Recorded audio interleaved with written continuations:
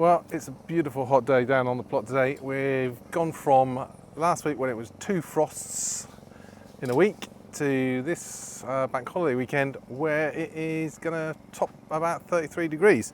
So we're down on the plot, we've got the hat, we've got the seed box. I just use these are like photo boxes. And it's just got all the different salad leaves, onions, peas, courgettes, all labelled up in there. Keeps them nice and dry and lovely. So we've got that. Big bottle of juice. We've opened it, taken out the panels in the polytunnels because it's going to get really hot. So it's about 10 o'clock in the morning at the moment. So aim of the day is before we get to midday and it gets absolutely roasting down here and it's too hot to do anything, is we need to get those cucumbers in and we need to get those tomatoes in, and then if we've got a bit of spare time we will try and plant up some of the salad leaves, and then potentially, I don't know, maybe later on this evening when it gets a bit cooler, might come back down again and put some sort of carrots and beetroot and other bits and pieces in the beds. But first job, crack on and get some of those cucumbers done. So it's pretty hot in here, even though it's like only 10 o'clock, even though we've got all windows open. So we're going to crack on with this before we turn into a baked potato. Going to use exactly the same method we do every year. We've got these little pots that we put in, these terracotta pots. These are like just tiny little terracotta pots, and we've got like a plastic bung cork in the bottom. And they just sit in there like that. Now, these serve two purposes. One is we fill them with water and then put one of these little plant tray pots over the top just to stop the evaporation. But what that does is it means that the roots of the plants actually end up wrapping themselves around the pots and they get water that way. The other thing that does is it lets me know how well the watering is doing, because we have this on micro irrigation system, which is just all powered off our 12-volt pump. But what we can see is if these are emptying really quickly, the water is leaching from the pot and coming out and going into the actual soil. So that shows me that the soil is really dry. That means I can just crank up the irrigation a little bit. So it's a little bit of both watering and allowing me to monitor what's going on. So we're going to use the same method that we do every year for planting these. So let's take this one here. This is a Fem Spot cucumber. We are going to go in and just dig down quite deep. I'm going to go right down to the bottom here, and I'm going to take that out, put that one in there, Fem Spot. So see, these are nicely, they've grown on and they're ready to go in because they're like nice root structure on there. But I'm going to plant that really deep down in. Now we're going to cover that back up, and what we're going to do is get that string and just poke that down with the root, and then we can just wind that around there. Remember, these strings, they don't need to be anchored very hard. All the strain on the string is coming from the top as the plant climbs up, so they just need to be lightly secured in the bottom underneath the plant. So that's our first one done. The advantage of doing this is, one, it's the same for tomatoes as it is for cucumbers, and that is that they will actually root along their stem a little bit. So actually by planting them down they will produce some roots along the stem, and then also with the main root ball being so low down, I mean, I can feel when I'm doing this is down here, hand's depth into the soil, the top part is all dry and needs a good watering. But deep down underneath, down at that level, even when it's like roasting hot like it is been for the last few days, where it's been well in the sort of up in the 20s, and this weekend we're expecting it up into the 30s. And in the polytunnels, I mean, it is even with the doors open and everything else, it gets well over 30, has been getting to well over 30. And that means that actually what you have is, so I'm missing a string. I'm going to get another piece of string to put in that one. What you have is you get the root ball is down in the depths of the actual soil, and down there it's still, I can feel it's still quite moist and it's still quite cool. And by doing that, it means that the actual bottom of the plant is also well protected from it. So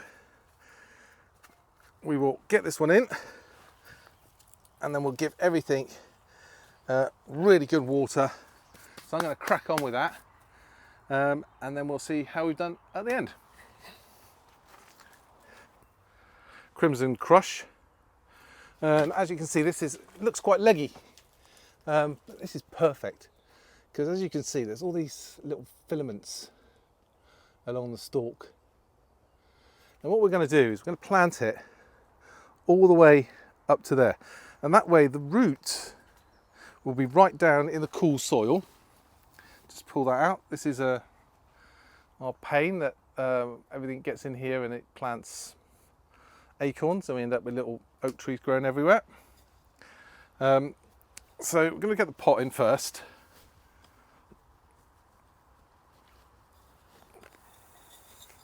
As I say, these pots are just there to assist with watering.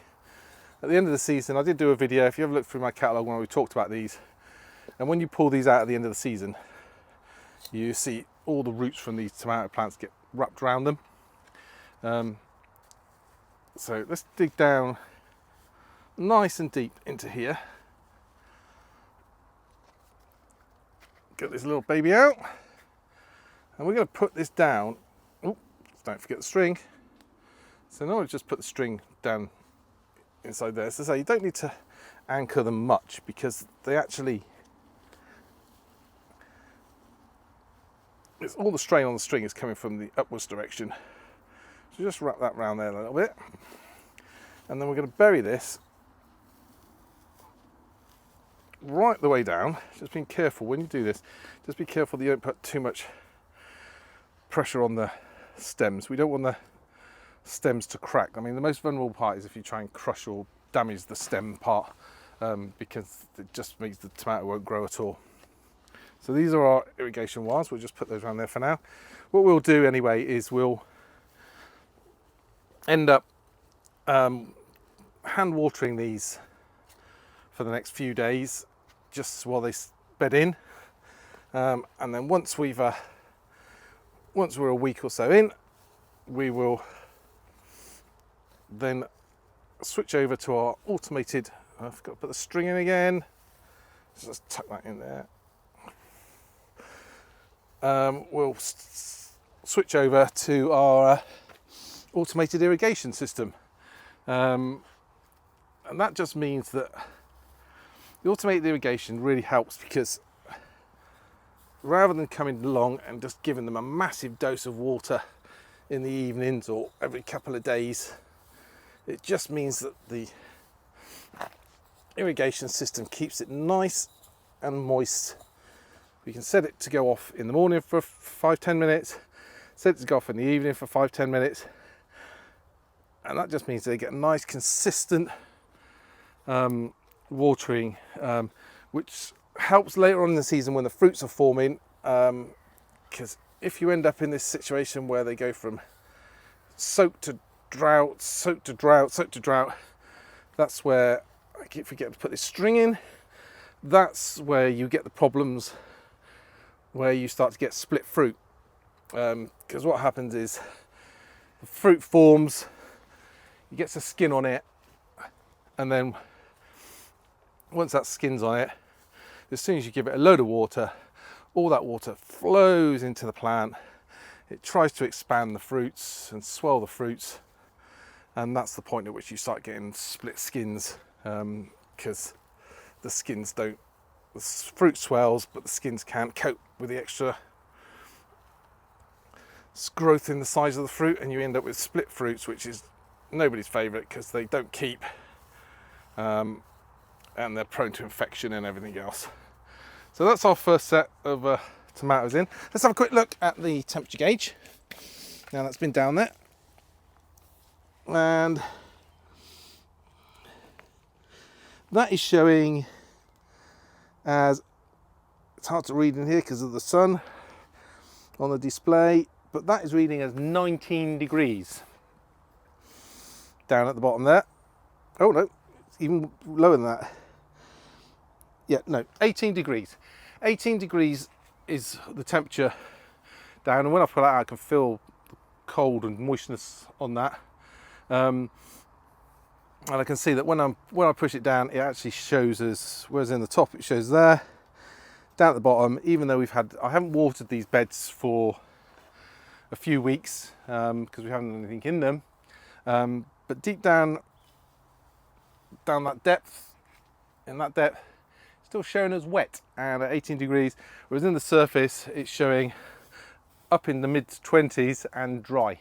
So these tomato plants planted right down deep, they're in the moist soil, they'll get a good start and they'll be able to access that water from there, and any surface roots from the edges can come to these pots and cling round, and those pots will also help us understand quite how moist the rest of the bed is. So I'm going to crack on. So that's 4 done. Got another, I did say I had 18 tomato plants in the last video. It actually turns out we got 19. So we're actually going to plant 20. We're going to plant 9 down each side. And then my favourite tomatoes, my San Marino ones, I'm going to put 2 in that end bed down there. So I'm going to crack on with that. It is getting hot in here. We ditched the sunglasses and the hat because that was even hotter. Always handy. And my towel here, just to towel off because it gets extremely hot in the polytunnels, even with the windows open. So I'm going to get on, get these planted up, get them watered, and then see what else we can do. I'll probably put some salad leaves in these little beds in the middle. So out here we've repopulated the strawberry bed with some of the strawberries that were out in the runners and given that a good water. So that's now a nice full strawberry bed. Okay, in the polytunnel, there we go, we've got all our pots there. We haven't put the tops on at the moment because they'll probably need a bit of topping up over the next few days. But here we have all our tomatoes in here. That's a kiwi plant that keeps threatening, it keeps springing to life and then dying back, cleaning life, dying back. We left it in for the time being because there is some little buds and stuff on there that look like they might actually do something. So we'll leave it there for now, see what happens with it. That's all our other tomato plants. And here, and then all our tomato plants in along the back there. And the grapevine is looking loaded with things. For some reason this branch here didn't re-sprout, so we'll trim that back at some point. But it's got loads and loads of potential sets of grapes on there, so we are going to have to slim that out if they do all develop. We'll see which ones actually start developing grapes. And then in these 2 central beds, in this one we put some mustard seeds, and that one we put some just lettuce seeds just to get us going before we put some on the outside. So outside here, all looking pretty hot, and we'll go down and have a look at the cucumbers. Again, fruit cage looking lovely now. Rhubarb in the way as always. Actually in here, the brassicas are looking quite good at the moment. To get in there and have a look around because there's a couple of cauliflowers there that went to flower. And here are the, so we've got cucumbers all down this side. Hopefully these will start perking out because they're showing a little bit of nutrient, nutrient deficiency. So hopefully now they're out their little pots and in the proper soil, they'll do a bit better. A couple of melons down there, and again another kiwi plant that's not really liked it, but it does have some green on there, so we'll keep it in there, see what happens. The little grapevine down there is doing okay. That was a really tiny one. So, and then along here a few nettles and that nicotine and stuff to get out, but we'll do that when I've got some longer sleeves on to get those nettles out. And here are all the other cucumbers. So hopefully we've got the panel out on the end. And according to this, it's now 34 degrees. It has been down to -8 at one point. I don't believe that for a minute. I think the lowest temperature I've recorded on the actual proper switch spot since the switch to these ones was about -5, -6. So that's it for the plot for get in the shade, get a nice cold drink, sweat dripping down my face, and I'm not actually even doing anything, it's so hot. And we will catch you again next time when we will have a progress update on those tomatoes and cucumbers, and we'll have put a few more seeds in the actual beds. So next to go in will be the beetroot, and we'll get some other brassicas going in the greenhouse. So until then, have a lovely bank holiday. Don't get too hot, and keep yourself cool, and we'll see you later on in the week. Cheerio.